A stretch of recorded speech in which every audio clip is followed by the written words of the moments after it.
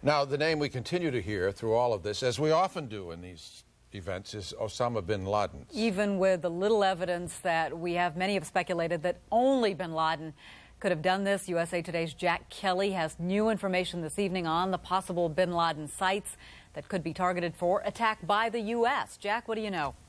Well, at this time, the U.S. intelligence agencies continue to develop possible targets, but at the same time, they are also finding that Osama appears to move 3 to 5 times every single week, rarely sleeps in the same place, and is also protected by 20 different men, some of whom are even armed with anti-aircraft missiles. So if they do actually go after him, it's going to be, 1, very hard to find him, and then 2, very hard to actually get him.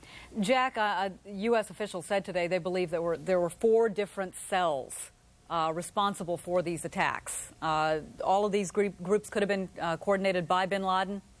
Yes, and we've also identified 5 other cells, some of which are in Tucson, Arizona, Santa Clara, California, Arlington, Texas, southern Florida, and Brooklyn, New York. Are these people unknown to each other, or do they think there's some relationship between them?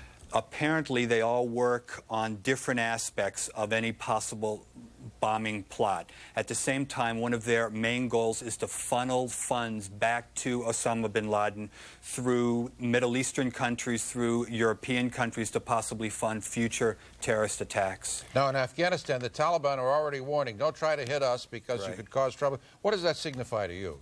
It signifies, 1, is that they're scared, and then secondly was that the U.S. will basically obliterate parts of that country, and I've been there, and there's not a whole lot left right now.